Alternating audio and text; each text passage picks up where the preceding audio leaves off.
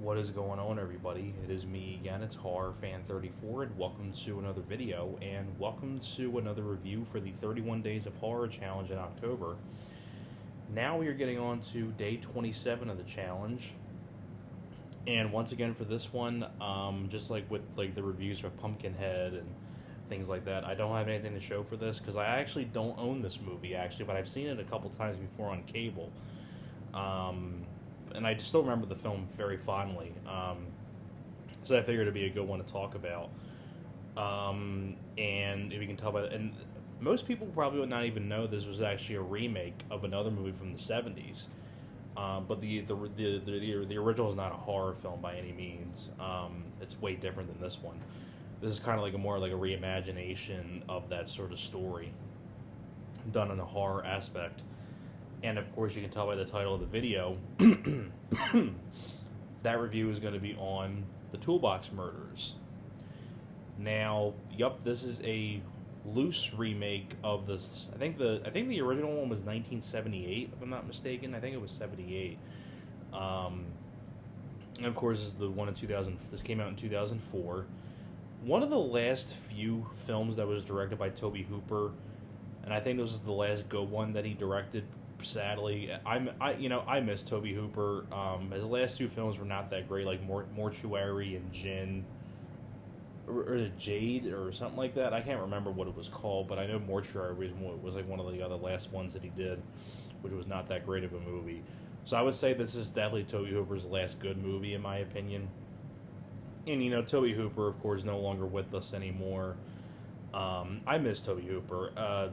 I would actually say my personal favorite of his is got to be the original Texas Chainsaw Massacre. I love the original Texas Chainsaw Massacre. I've mentioned that film a few times before. I think I've reviewed it before for one of the horror challenges before.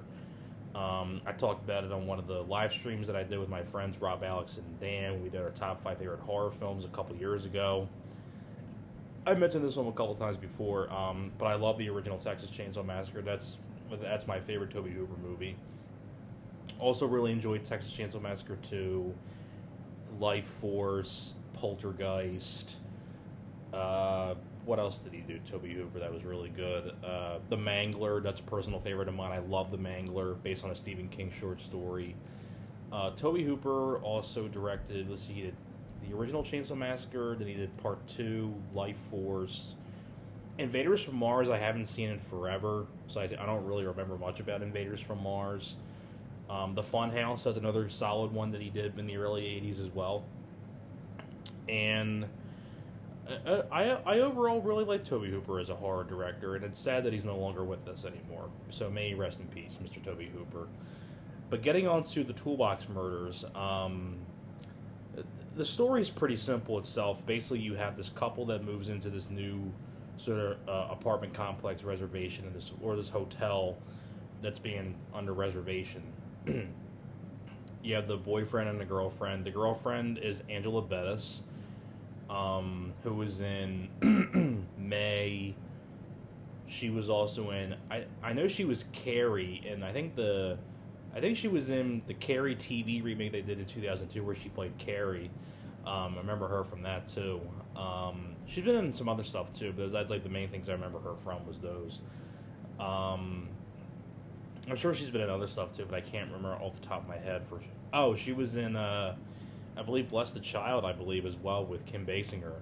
But they move into this new reservation sort of thing with this hotel, and the boyfriend's always at work, and then the girlfriend's always at home, and she's noticing that there's these symbols around this hotel, and people are going missing. All these tenants that she's meeting, they all start going missing, and it turns out there's this crazed murderer going around this complex killing people pretty much. And it's sort of like the mystery of she's trying to figure this out, things like that. That's pretty much the gist of the movie. Now, I will say about the film too, it is a very gory movie. It is very, very R-rated. It doesn't hold back, which I really like, because considering it's a gory movie, it's R-rated. You get some pretty grisly deaths. I really like the look at the killer, who's very disfigured. He's covered in like a ski mask the whole time. Then you do eventually see his face, very disfigured. I like the way that the makeup looks on the killer. And if I'm not mistaken, I think the killer is actually Christopher Doyle from Scream 2, Officer Richards from Scream 2. He's the killer in this. The boyfriend, too, I recognize as well. If you remember Deep Blue Sea, the helicopter operator guy who was in Deep Blue Sea, he plays the boyfriend in this.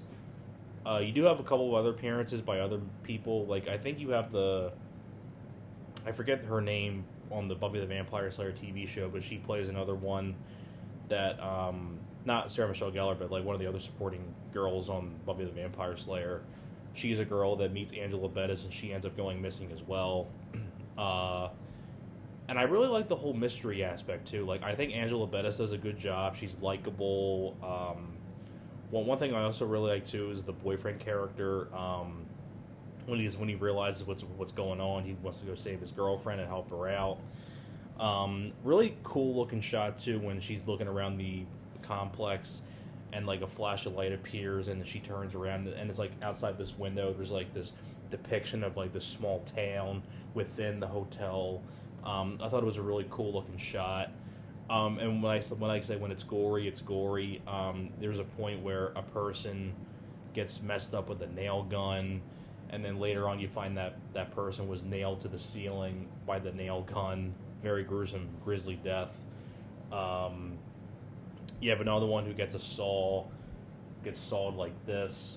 In the very first scene of the movie, you have Sherry Moon Zombie, way before she was in the Rob Zombie stuff. Sherry Moon, she gets killed in the first scene with a hammer to the back of her head, and her head splits open like a crowbar. So that's another recognizable face. Also, Ron Howard's father makes an appearance, and this is one of the tenants. So it was cool to see him. And like I said, the gore effects are really, really well done. It's practical gore. I thought it had good direction by Tobe Hooper.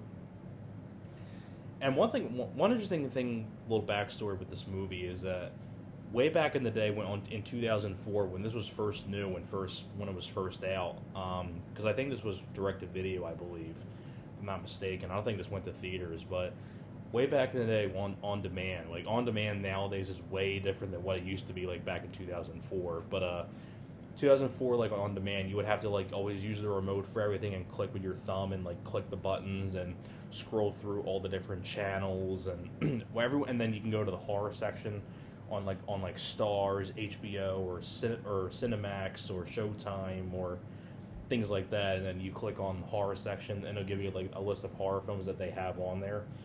And every so often, if you click on one of the movies that they have, if you push the number 1 button on the remote, it'll play the trailer for you. And I remember, I forget which channel this had it on, but I was 10 years old around 2004. I don't know why I was looking at this.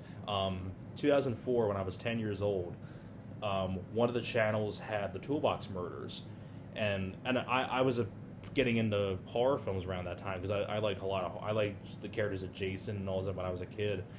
And I remember seeing the cover of this, and it looked like a pretty cool cover with this guy with a ski mask, and you see this toolbox. It's like it's on the DVD cover, but I saw that you can play the trailer, and I remember the trailer just really creeping me out with the music and the way the trailer abruptly ends like that. I always got creeped out so much by that trailer, and I don't know why I was watching it at 10 years old. Oh boy, I don't know what I was thinking, but it was a cool trailer though. It really gave me the creeps. So that's my little history with the Toolbox murders. But I'm not going to say much more. Well, the only really one flaw I do have with the movie is the ending. It's a sequel-bait ending, which I roll my eyes at and I go, like, one of those sequel-bait endings. And then they eventually did make a sequel, which apparently was a piece of shit. So I never saw the sequel. So once again, a sequel-bait ending that wasn't needed. But other than that, I think it's a very solid Tobe Hooper movie. So that's pretty much it for my review for the Toolbox Murders. Thank you very much for watching, and I'll see you guys next time.